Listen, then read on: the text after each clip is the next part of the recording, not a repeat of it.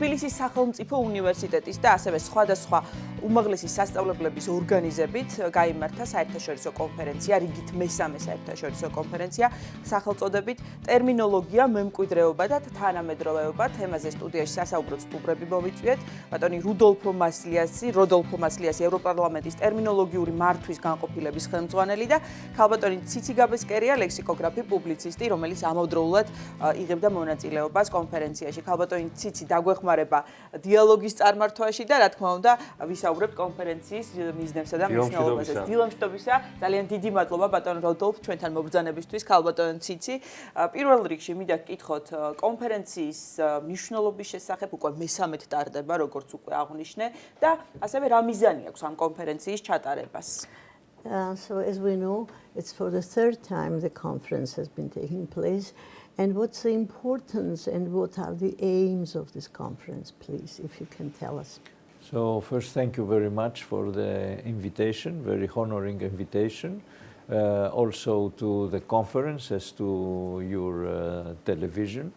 It is very important that Georgia has this linguistic work in terminology. უპირველეს ყოვლისა ძალიან დიდი მადლობა, ჩემთვის დიდი პატივია ამ ტელევიზიაში რომ მომიწვიეთ და უნდა ვთქვა რომ სანამ კონფერენცია შევეხებოდი, უნდა ვთქვა რომ აი ამ ინსტიტუტში, ენათმეცნიერების ინსტიტუტში მიმდინარეობს ძალიან დიდი მუშაობა ტერმინოლოგიის დარგში. დიახ, ჩვენ დავამატოთ ისიც რომ ენათმეცნიერების ინსტიტუტი იყო ერთ-ერთი ორგანიზატორი ქუთაისის უნივერსიტეტი და კიდევ ხომ არ მეშლება ქალბატონი ციცი თქვენ რომ დამეხმაროთ ორგანიზატორები ბარემ ჩამოთვალოთ. ორგანიზატორები უნივერსიტეტი თბილისის სახელმწიფო უნივერსიტეტი თქვით. ქუთაისის დიახ და ენათმეცნიერების ინსტიტუტი ხო. Diyah. Yes. Yes, it is more important now when we are preparing. So we all know that Georgia will want to access the European Union. So the Georgian language will be soon a candidate language to become an official language of the European Union. ვინაიდან ყველამ ვიცით ასევე რომ საქართველოს აპირებს ევროკავშირში შესვლას და უნდა იცოდეთ რომ ენაც ქართული ენაც არის ერთ-ერთი კანდიდატი ენა რომ იყოს ევროკავშირის ენათა შორის ერთ-ერთი. აი ეს კონფერენცია კონკრეტულად რა საკითხებს მოიცავდა? მე როგორც ვიცი გასტრონომიასთან იყო დაკავშირებული. ერთ-ერთი საკითხი იყო, ერთ-ერთი დიახ და ასევე რა იყო სხვა მნიშვნელოვანი საკითხები რომ მოიქრა? What were the main issues of the conference? As far as I know, one of the issues was gastronomical. Yes, but what were the other issues and in general, of course. So what we do in terminology in the European Parliament and in the European institutions is to work on terminology in all fields of legislation. ჩვენ რასაც ვაკეთებთ ევროპარლამენტში ენათან ამ ტერმინოლოგიასთან დაკავშირებით, ეს არის უნდა მიმოვიხილოთ და შევისწავლოთ ენა ტერმინები ყველა დარგში. იქნება ეს მეცნიერების თუ იქნება სხვადასხვა მეურნეობის ყველა დარგში უნდა შევისწავლოთ. And we are working on a plan on how to prepare the terminology to help Georgians, like also other candidate countries, to translate the European legislation and to prepare the accession to the European Union. და ჩვენ ერთ-ერთი მიზანი, რა თქმა უნდა, ამ კონფერენციისაც იყო ის, რომ იმისათვის, რომ ევროპარლამენტში შესულს საქართველოს შესვლა, ენობრივი ის მომენტიც უნდა იყოს გათვალისწინებული და ყველა სამართლებრივი წესი უნდა იქნას შესწავლილი, რათა გახდეს საქართველოს ენის თვალსაზრისითაც ევროპის წევრი. But about gastronomy, what you said, which is a beloved topic also for all visitors to Georgia, because you have really a very good cuisine. We are already working on terminology projects with the State University of Tbilisi in food terminology, and we started from this. We will do other projects on other fields. რაც შეეხება თქვენ ახსენეთ ეს გასტრონომიული თემა, ეს ერთ-ერთი ყველაზე საყვარელი თემა იყო ამ კონფერენციის. ჩვენ მუშაობთ ერთობლივად საქართველოს თბილისის უნივერსიტეტთან, სახელმწიფო უნივერსიტეტთან, რათა შევიმუშაოთ საერთო ტერმინები ჩვენი სამზარეულოსი თქვენის, რომელიც არის სახელგანთქმული და ძალიან კარგი. ანუ მიმდინარეობს მუშაობა, თუ არის თქვა გარკვეული ტერმინები უკვე ინგლისურად ნათარგმნი, თუ ამაზე თქვა შეგვიძლია საუბარი.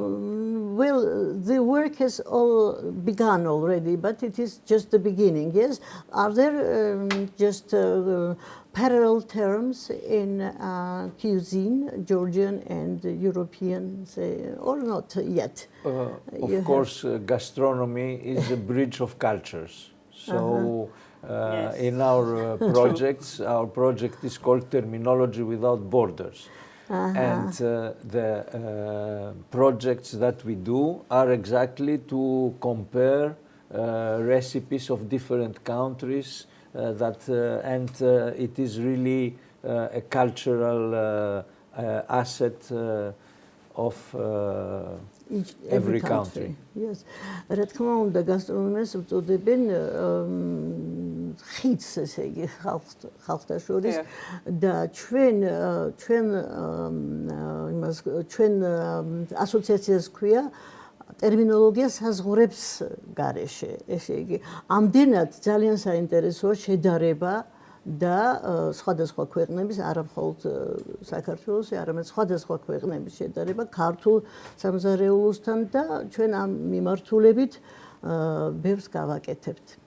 დიახ, აი ძალიან საინტერესოა, რამდენ წელში შეიძლება უკვე საუბარი იმაზე, რომ ქართული ენა მიღებული იყოს ევროპარლამენტისთვის, კანდიდატ ენაზე ვსაუბრობთ, რამდენი წელი დასჭირდება ამ ყველაფერს. და რა პროცესებია საჭირო ეს ამთავარი? Well, probably you can't say exactly, but how many years will it need for Georgian language to become the member of the European Parliament? Well, it is a long procedure because the entrance of the language to the family of the European languages goes in parallel with the entrance of the country, and there are a lot of criteria, economic, political, institutional, and it takes some years to. But during all this period, there is a very close cooperation with the candidate countries. რა თქმა უნდა, ეს არის ხანგრძლივი პროცესი, ასე უცებ არ მოხდება და დაკავშირებულია თვითონ საქართველოს შესვლასთან ევროკავშირში. ეს სოციალური, ეკონომიკური სხვადასხვა მომენტებს მოიცავს, მაგრამ აი ეს თანამშრომლობა უკვე არის გარკვეული ნაბიჯები, რომელიც დააჩქარებს ამ პროცესს და ვფიქრობ, რომ წაადგება ძალიან ამ საქმეს, ზოგად საქმეს საქართველოს შესვლას ევროკავშირში. ბატონო როდოლფო, ეს თქვენი პირველი ვიზიტი არის საქართველოში, ასევე ძალიან მაინტერესებს. Is it your first visit in Georgia? Yes. და თქვენი საბჭოები იქნებ გაგვიზიაროთ. What are your impressions on the So the first impression, what I want to say, it's a very developed country. So it's very similar to Central European developed countries. So I was impressed of this. Then it has a very long history, which you see everywhere. So I am Greek, and there are a lot of things in common from Greek culture. I can feel here the history. I can feel the proudness of the people for your history and culture. უპირველეს ყოვლისა, უნდა ვთქვა, რომ ძალიან კარგი საბჭოება დატოვა, როგორც განვითარებულმა ქვეყანამ. მისი განვითარების სტადია, ასე ვთქვათ, ცენტრალურ ევროპის ქვეყნების სტადიას, ქვეყნების მდგომარეობასთან ახლოს არის და რაც მთავარია, ძალიან მოვიხიბლე მისი კულტურით, ძველი კულტურით და ჩვენ ძალიან მე ვარ ბერძენი წარმოშობით და ძალიან ბევრი გვაქვს საერთო ქართულ კულტურასთან, აი ყოველ ნაბიჯზე ვგრძნობ ამას. თანაც ორივე მართლმადიდებელი ერი ვართ და ესეც ძალიან მნიშვნელოვანია ალბათ. Yes. დიდი ნაწილი ყოველ შემთხვევაში. ორგანიზატორებზეც მინდა გკითხოთ, აი სამომავლოდ ელოდებით თუ არა სხვა უნივერსიტეტებს კიდევ რომლებიც ჩაერთვებიან ამ კონფერენციაში, არის თუ არა შესაძლებელი ეს?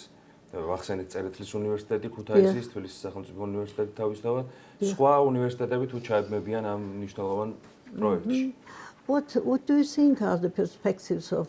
Do you think that the other universities besides Tbilisi University, Kutaisi University will be also involved in future? Yes, of course. We also already the University of Kutaisi, the students attended yesterday a lecture that I did that was exactly to prepare for the participation in the program Terminology Without Borders. დიახ, აი უკვე გუშინ დამესწრენ მე ქუთაისიდან სტუდენტები ქუთაისის უნივერსიტეტიდან და საერთოდ ჩაერთვებიან სხვა უნივერსიტეტებიც აი ამ მოძრაობაში, რომელსაც ქვია ტერმინოლოგია საზღვრებს გარეშე. დიახ. ანუ საუბარი არის ევროპარლამენტის ტერმინოლოგიურ მუშაობაში ჩართვას.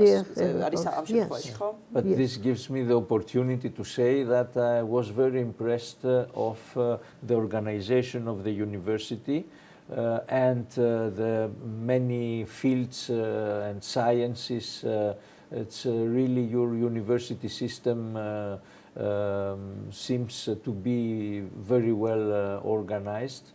მე ძალიან მოხიბლული ვარ და ძალიან კარგი დაბეჭდილება დატოვა საორგანიზაციო სამუშაომ, რომელიც ჩაატარეს უნივერსიტეტში და მომხიბლა კიდევ იმან, რომ ძალიან ბევრი მეცნიერების სხვადასხვა დარგი არის წარმოდგენილი. იქ არ არის მხოლოდ ერთ დარგზე ლაპარაკი და აი ისინი ყველა ღებულობენ მონაწილეობას. ბატონო როდოლფს, რა თქმა უნდა, კვლავ დაუბრუნდებით. ქალბატონო ციცი, თქვენ მონაწილე ბრძანდებით, ეს დასაწყისში აღვნიშნე და თქვენი მოხსენება უშუალოდ რა საკითხს შეეხო და ზოგადად თქვენი შთაბეჭდილებაც ჩატარებულ კონფერენციასთან დაკავშირებით რომ მოგვახსენოთ. იცით რა, მე მქონდა მოხსენება მათემატიკურ ტერმინებზე. მე ვარ რამდენიმე მათემატიკური ლექსიკონის ავტორი, შემდგენელი და მუშაობ სულ ამ ტერმინებზე და ისეთ რა არის კარგი აი ამ ასეთ კონფერენციებზე, რომ არის წარმოდგენილი სხვადასხვა დარგი და ხდება შეჯერება აი ამ ტერმინების და ხდება კოორდინაცია, რაღაც სტანდარტიზაცია ხდება ტერმინების, იქნება ეს ქიმია, ფიზიკა, ბიოლოგია, აი კულინარიაც კი, ხო, მედიცინა ძალიან და აი როდესაც თავმოყრილია ეს ენათმეცნიერების ინსტიტუტში იქ არის ქალბატონი ლია ქაროსანიძის ჯგუფი, რომელიც ამას აკეთებს, ძალიან დიდი საქმეა ეს. ჩვენ საერთოდ დიდი ტრადიციები გვაქვს, ტერმინოლოგიური ტრადიციები, ქალბატონი რობნე და ღამბაშიძე იყო ჯერ კიდევ ადრე და ჩვენ გვაქვს, ჩვენ შეგვიძლია აი მაგალითი მივცეთ სხვა ქვეყნებს და აი კარგია რომ ეხლა ხდება უკვე ევროპასთანაც ეს დაკავშირება. დიახ, ასევე ბატონი ტარიელ ფუტკარაძე მინდა რომ გავიხსენო, ცნობილი ენათმეცნიერი, რომელიც ამ მიმართულებით ძალიან აქტიურად მუშაობდა და ძალიან დიდ ყურადღებას უთმობდა. წარმოაჩენდა ქართულ იმას, ჩვენ დიდი ტრადიციები გვაქვს ამის ენათმეცნიერების და ტერმინოლოგიის, ასე რომ ბატონი ტარიელი დიდი დანაკლისი ამხრივაც. ნამდვილად. იმდენი შრომა ჭირდება ალბათ თითოეულ ტერმინზე მუშაობას და ტერმინის შემოქმედება ეს იმდენად რთული სფერო არის, რომ ვიცოდეთ, თქვათ, ჩვენ ეს და გაცნობიერებული ხოდეს, უფრო მეტ ყურადღებას დაუთმობდით მეტყველების დროს, რომ აი შეცდომა არ დავუშვათ. დიახ, უკაცრავ, ჩვენ შეიძლება ვიამაყოთ იმით, რომ აი გიორგი ნიკოლაძე მუცხელიშვილმა იქ შექმნეს ისეთი ტერმინები, რომელიც თქვათ, აი იგივე კალათბურთი, ფრენბურთი, ყველგან არის ხომ? ასე ჩვენ გვაქვს ჩვენი ტერმინები და უამრავი სხვა დენი, წნეხი, აი ახლა რომ ლაპარაკობთ, ეს ყველაფერი მათი შექმნილია. ჯერ კიდევ როდის დაიწყეს ამაზე მუშაობა. ვუკოლბერიზე, ასე რომ ეს ტრადიციები კარგია რომ გრძელდება, არა მხოლოდ გრძელდება, არამედ აი თუ ევროპარლამენტის ის იქნება ამ მონაწილეობა კიდევ და სხვა ევროპელი მეცნიერების ძალიან დიდი პერსპექტივა იქნება ამ მხრივ. დიახ. ასევე საინტერესო იქნება რომ ბატონმა როდოლფმა გაგვიზიაროს თუ რა ესე იგი ტრადიციას ეყრდნობა და როგორ მუშაობენ ზოგადად ევროპარლამენტში ტერმინოლოგიური მიმართულებით, რა სტანდარტზეა საუბარი. So she's asking about the standards that you are working in Europarlament around these terminological issues. Yes, what we do in the parliament, we not only in the parliament but all the institutions, we have to translate in 24 languages all the European laws that become national laws of the member states. National laws? Yes, national legal acts of each member ესე state. იგი 24 ენაზე ხდება ყველა ნაციონალური, ეროვნული, ეს ლეგალური აქტების ყველა 24 ენაზე ხდება დამუშავება ევროპარლამენტში ამ ტერმინოლოგიის. So the institutions they adopt legal acts that are voted then by the national parliaments and become the national legislation. So it is very important to have consistent terminology so that it is understood by the citizens in all countries in the same way. როდესაც საკანონმდებლო აქტებს ღებულობენ, ესე იგი ყველა ენებზე ხდება შეჯერება და ისეთი საერთო მნიშვნელამდე მისვლა, რომ ეს გასაგები იყოს ყველა ეროვნების წარმომადგენლებისთვის. And this is exactly the preparation that we have to do also for Georgian. Before it enters, it must have translated all this legislation to adapt to the policy of the European Union. სანამ საქართველოს შემოვა ევროკავშირში, ეს ჩვენ აუცილებლად მოვამზადოთ ბაზა, ეს საკანონმდებლო ტერმინების ბაზა, რათა გაუადვილდეს შემდეგ მას უკვე აი ეს ყველა დანარჩენი პროცედურების გავლა. ბატონ როდოლფს ჰქონდა შეხება ქართულ სტუდენტებთან. როგორია მის შეხედულება და დამოკიდებულება სტუდენტებთან აი რამოდენიმე დღის განმავლობაში და ურთიერთობაც ჰქონდა მას?